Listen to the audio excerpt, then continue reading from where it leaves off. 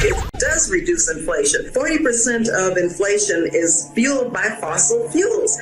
No new taxes on families making more than, no new taxes on families making less than $400,000 or under. The inflation data in July was 0.0. So we are seeing inflation decrease. That people have every single day. Inflation is like a theoretical word that economists use. Freedom is back in style. Welcome to the revolution. Yeah, we're coming to your city. Gonna play our guitars and sing you a country song. Sean Hannity. The new Sean Hannity Show. More behind-the-scenes information on breaking news and more bold, inspired solutions for America. This is a special edition of the Sean Hannity Show.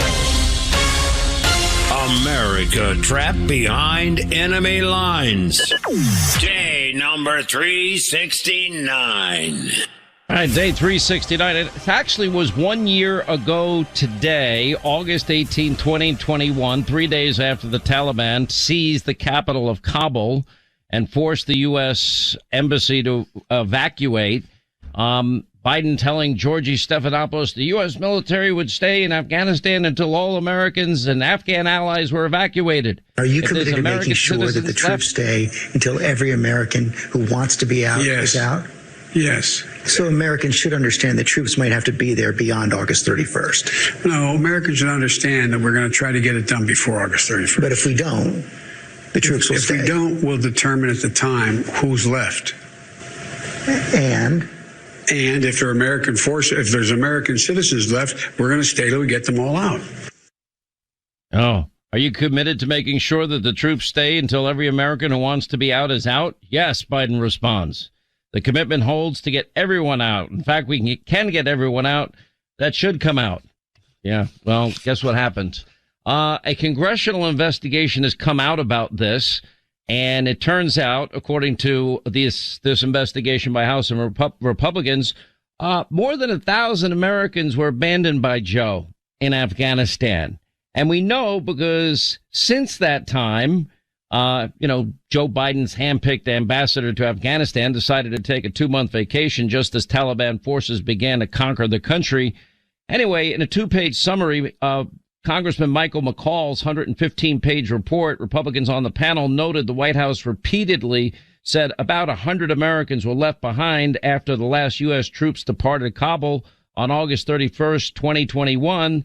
However, they added the State Department has evacuated more than 800 U.S. citizens since that date. In addition, outside veterans groups have evacuated several more hundred, meaning well over 1,000 Americans abandoned in the country. And even Blinken admits today that there are hundreds of Americans there. And we're not even talking about the thousands with green cards. They just lie through their teeth. That's what they're good at. That's what they do. Got to give a tip of the hat to Governor Ron DeSantis today. They just found, in fact, voter fraud that went on inside of the state of Florida. We'll get to that in a minute. We'll tell you more about that. And anyway, but I want to first start with the news of the day. There was this hearing today, this Florida magistrate, the one that was not approved by the Senate, but just the magistrate that was used by Merrick Garland, who authorized going to this particular judge who on social media trashing Donald Trump, who even recused himself from a case previously involving Donald Trump and a guy that donated to Barack Obama. Anyway, he has ordered now the Department of Justice to redact portions of the Mar-a-Lago raid affidavit that it believes would compromise their investigation and release the unredacted version. Now, this seems like it would give, the lie to Biden's DOJ's claim that releasing any information from the affidavit would compromise their investigation. Because if you go back, they were fighting tooth and nail about not releasing anything. They filed the motion on Monday and said if disclosed, the affidavit will serve as a roadmap to the government's ongoing investigation, providing specific details about its direction and likely course in a manner that is highly likely to compromise future investigative steps, according to the DOJ. They don't want the affidavit released. The affidavit is, what did they present to this biased judge that he signed off on to allow the raid of a former president's residence? And the fact that this investigation implicates highly classified materials further underscored the need to protect the integrity of the investigation, exacerbating the potential for harm if information is disclosed to the public prematurely or improperly.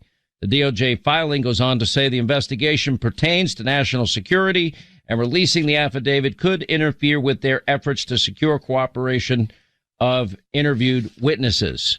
So this is getting fairly interesting. So now, ruling from the bench, the judge that donates to Obama hates Trump and had previously recused himself in a Trump case.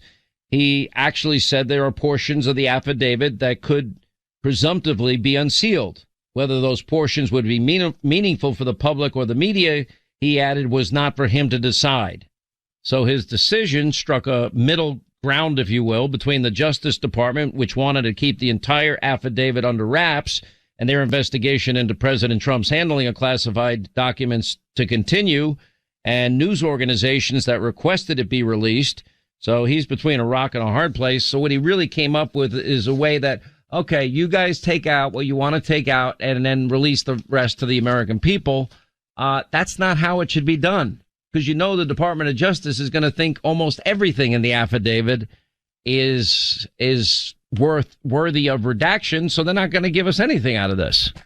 The judge, he should be the one. He's the one that signed this order. He should be the one that does the redacting. Now, you can do it in consultation with both sides, but that's what should happen. Anyway, 800-941-SEAN. Other Trump news, the witch hunts never stop. So you have this Trump chief financial officer admitting to 15 felonies. It's related to $1.7 million in perks that he didn't file on his taxes. All right, process crime. By the way, I tell everybody, pay your taxes. They're after you. Now they're going to have 87,000 more agents, so you're all going to get the Hannity treatment. Get ready. It's not fun. Make sure you dot every I, cross every T. In my case, I hired not one, but two accounting firms and a law firm to go over it independently and then, give me the okay and the sign off to say okay. And then I'll get at least 5 calls in the course of the process. Well, you can definitely, this is legal. It's a definite deduction. And, but they may question it. And I usually say pay it. Because if I don't pay them, I'm going to be paying the lawyers and wasting my time. Anyway, so he'll get 5 months in jail, at Rikers, it looks like, and 5 years probation. They're trying to say that he flipped, and yet there is absolutely nothing that indicates in any way, shape, manner, or form. As a matter of fact, just the opposite. He's not going to be testifying against Donald Trump the way they wanted him to. And that's what they were saying. It has to do with, I guess, company cars, a company apartment, and monies that were given to the guy so his grandkids could go to school. And in New York, if you send your kid to school, it basically means you have to be a wealthy millionaire. It's ridiculous. The prices and the competition to get into private schools in New York, I've never seen anything like it. I mean, you're literally preparing your 3-4-year-olds for interviews to get into nursery school. That's how sick it gets in New York. It's insane. But I'm sure they will try to make a bigger deal of this than it is and try to bring in the family, but it doesn't really matter. By the way, President Trump sharing a social media, his declassification memorandum about, quote, materials related to FBI's Crossfire hurricane investigation. So apparently he put that out today. Now that's interesting because that probably, there has been a couple of theories out there that maybe the FBI wanted to get some of those materials and say that they weren't declassified. This is going to get interesting. It's not going to go down exactly the way the DOJ thinks it's going to go down. They did not expect all the negative pushback that they got on this raid of a former president. I'm telling you, they didn't expect it. And it took them days to get their footing, and that's when they leaked to the Washington Post.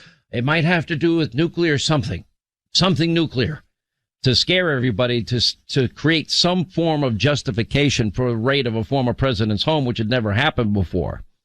So they're beginning now also to leak more and more so that they can get better traction on public opinion regarding this. And according to the Biden DOJ, the American people can't be told under any circumstances about any evidence that they're claiming justified the raid of the president's home at Mar-a-Lago. We're not even allowed to know what crime the president's being accused of. Just this broad, sweeping Espionage Act from 1917 with specific, and we've gone over all the specific clauses that they cited in their warrant. Now, meanwhile, the FBI investigators, along with their super secret bosses at the DOJ, they said, Merrick Garland said that I'll do our talking and our filings in a court of law. Well, it seems like they're leaking like a sieve. We now have had that Trump was hiding nuclear secrets leak. That went to the Washington Post. That was also leaked to Newsweek. Officials have direct knowledge of the FBI's deliberations were granted anonymity in order to discuss sensitive matters. This is exactly what they did during the whole Trump-Russia collusion lie. We've had Trump is lying about his passports being stolen. Nora O'Donnell, fake news, CBS. That turned out to be completely wrong, and they had to return the president's passports. Then we had, Merrick Garland didn't approve the raid claim, again, to Newsweek, leaked by a senior Justice Department source. Nobody ever gives their name. You know what that means? That's them leaking so that they're running a PR campaign to justify what they did. So secret sources, anonymous sources, unnamed sources, it's all a game that they're playing.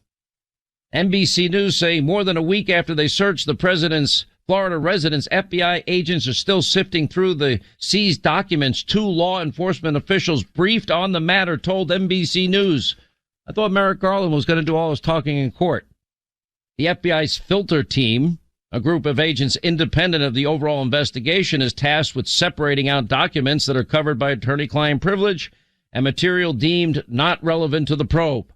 Records deemed relevant are turned over to investigating agents, while those that are not relevant will be returned to President Trump. The officials who spoke to NBC News said it was the filter team that determined that Trump's passports, which he claimed the agents stole during the search, were considered not relevant and returned them to him. I mean, what is their justification? Because they're going to make one up at the end of the day. And in August 17th, that's yesterday, letter to the FBI Director Christopher Wray, Senator Charles Grassley demanded an accounting for the alleged political bias influencing all these high-level investigations, particularly out of the FBI's Washington, D.C. office. Starting in May 31st of 2022, I have written 3 letters to you regarding political bias that has infected the FBI's Washington field office. He said 2 of those letters provided specific, credible allegations based on numerous whistleblowers that have approached my office with information that one can only conclude is indicative of a deeply rooted political infection that has spread to investigative activity into former President Trump and Hunter Biden. Then Grassley goes on to claim that the FBI approved investigative activity into the Trump campaign with questionable predication while choosing to shut down investigative activity and sources which included verified and verifiable information related to Hunter Biden. And by the way, that would include the big guy, Joe Biden.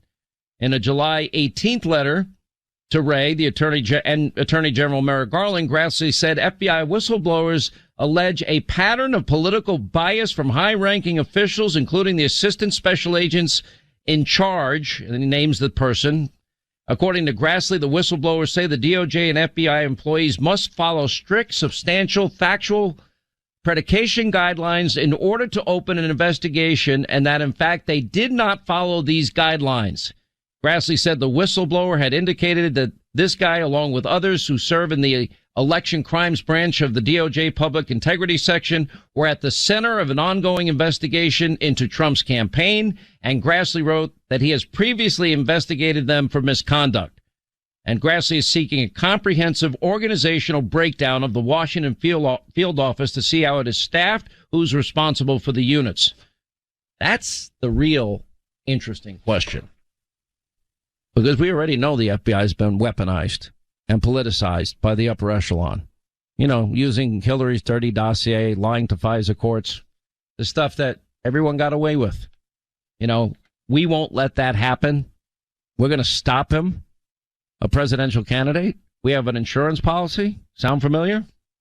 Hey, with each mortgage-free home, our friends at the Tunnel to Towers Foundation, they deliver on their promise to do good and never forget the sacrifices America's heroes have made for us, people that risk their lives for our country, our communities. They all need our help.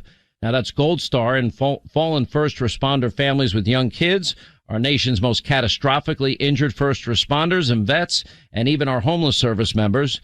Now, U.S. Marine Corps Corporal Christopher Greer was a firefighter and an EMT in Ashland City, Tennessee, when he was deployed to Afghanistan. He was 25 years old, and he gave his life serving this great country of ours. Corporal Greer was survived by his wife, Stacy, their 2 children, and Tunnel to Towers paid off the Greer's family mortgage. All of this is only possible because of our generosity and support. We're talking about 2 Starbucks a month, $11 a month. If we all give that much money, we can take care of every Gold Star family, every fallen responder, every severely injured, either troop or first responder. Now go to their website, the letter T, the number 2, the letter T.org, the letter T, number 2, letter T.org.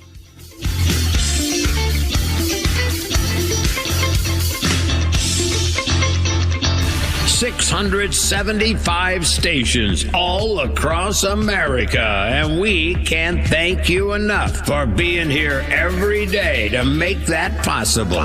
You're on the Sean Hannity Show. All right, as we roll along, 800-941-SEAN, our number. A majority of voters agree Joe Biden is using the FBI, quote, as his personal Gestapo. Not my words. I'm reading from the Washington Examiner. This is a poll from Rasmussen. A lot of polls I don't trust. Rasmussen does a pretty good job. Anyway, the FBI raid on Mar-a-Lago has now increased the percentage who believe that President Joe Biden is using the G-men, FBI agents, as his personal Gestapo. That's the latest Rasmussen report survey.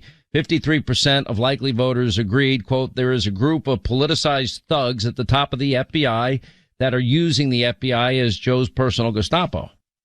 Well, now I do want to make a point here.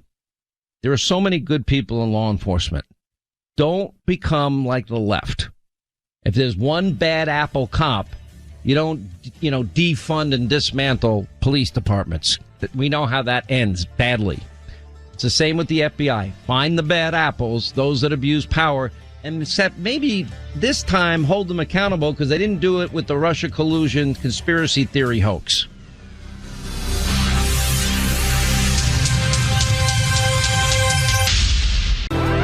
Holding them accountable. Sean gets the answers no one else does. America deserves to know the truth about Congress. 9:25 to the top of the hour. So I just mentioned the Rasmussen poll after the FBI raid on Mar-a-Lago. It has increased the percentage of people, according to Rasmussen, that believe Joe Biden is using the G-men as his, quote, personal Gestapo. Look, I personally wouldn't use that term.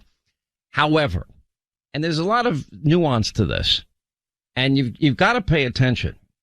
One of the things that I cannot stand about the left is they use their broad, sweeping generalizations. Every election year, Republicans, racist, sexist, homophobic, xenophobic, Islamophobic, now transphobic, dirty air, water, blah, blah, blah. Okay. So, all the attacks, we got to defund the police because we had one bad cop in the case of George Floyd, and look at what the ramifications have been. Defund, dismantle, no bail laws, and you have rising murder rates in all these blue states, all these deep blue cities run by liberal Democrats for decades. Now, we have more than any other show chronicled abuse of the upper echelon of the FBI as it relates to Hillary Clinton, her email server, 33,000 emails. They even admit she committed crimes, but they did nothing. They didn't raid her house. Then she pays for a dirty dossier. The FBI is warned not to use it. It's political and it's not verified, but they lie before a FISA judge so they can backdoor spy on the Trump campaign and later the Trump presidency. The problem is nobody ultimately gets held responsible. And it's sort of like the conversation with Peter Strzok and Lisa Page. He's not going to win, is he? We'll stop that.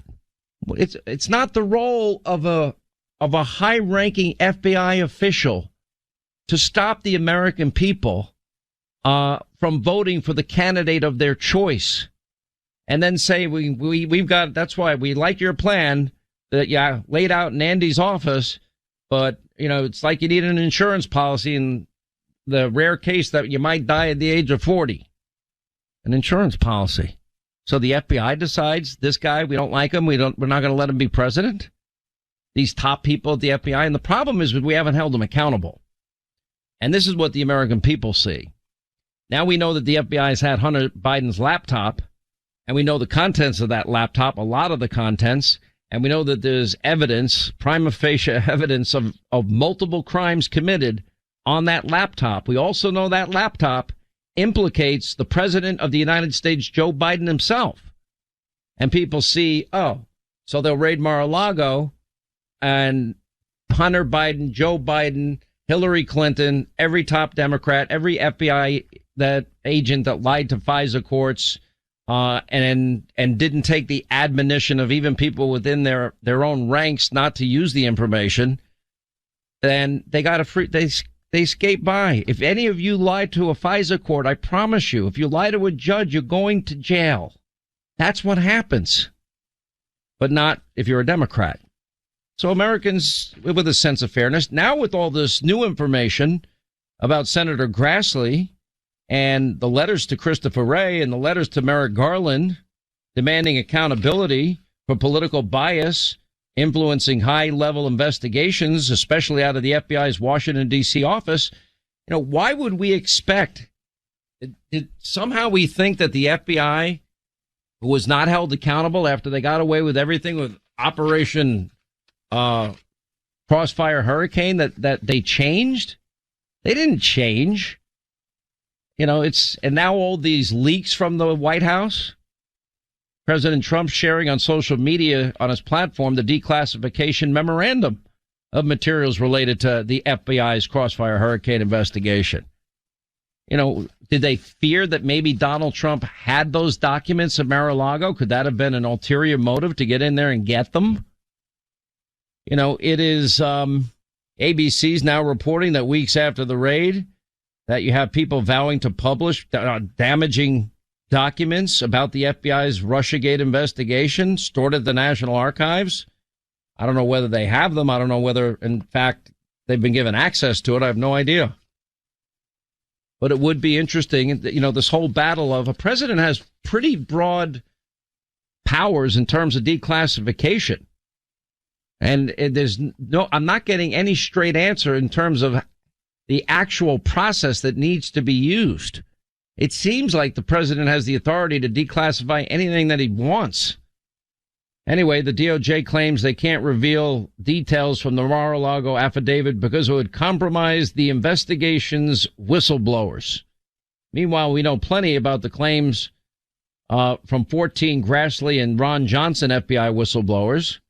So you got Joe Biden's media protection squad, just like they had the candidate protection program, claiming that the Florida magistrate had no way of complying with demands to unseal the affidavit without exposing the whistleblowers involved and compromising the investigation. Well, I'm sure that's going to be redacted. Why is he given the full power and authority of redaction to the DOJ?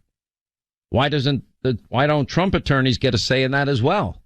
And why don't they argue it behind closed doors in front of the Obama donating, Trump hating judge that issued the warrant in the first place? Anyway, the excuse they say is it prevents the FBI from releasing even a redacted version of the affidavit, which would explain what crimes they claim Donald Trump committed that warranted FBI agents to raid his home. And of course, you got the other double standard. General Flynn, why did they go in the early days of the Trump White House when there's nothing but chaos going on? I sent them, Comey bragged, to take advantage of the chaos.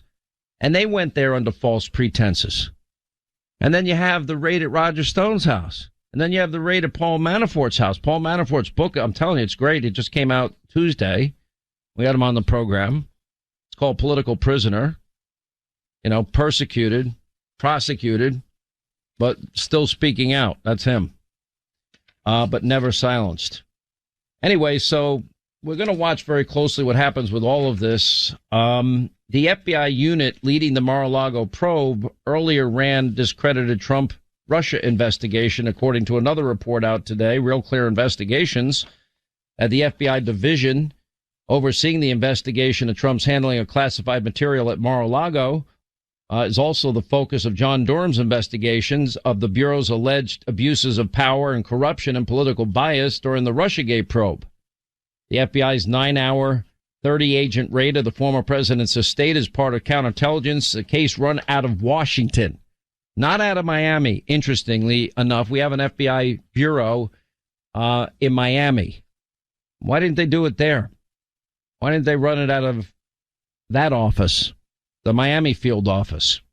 Anyway, according to an FBI documents and sources with knowledge of the matter, the Bureau's counterintelligence division led the 2016-2017 Russia collusion investigation. So we got the same bad actors, maybe those that we haven't even heard of, working on this case. Yet again, another attempt to take down Donald Trump. You know what this is all about? I think Trump is right in this observation. Donald Trump sat down with all these people and said, what? All right, we're going to look into the legality of this Judge Reinhardt and his ruling. We'll check in with Greg Jarrett, and David Schoen will join us later on. Dr. Oz, it's amazing. We got another Biden basement bunker candidate, and his name is John Fetterman, who won't answer a single question, who's only been seen twice since he had his stroke, and is to the left of Bernie Sanders, and the media in Pennsylvania is giving this guy a pass. And that's got to stop. And if they won't do their job, we'll do it for them, like we always often have to do. These races are too important in Georgia, Florida, North Carolina, South Carolina, New Hampshire. We got to pay attention to Ohio, Pennsylvania, Missouri, Arizona, Nevada. These Senate races matter.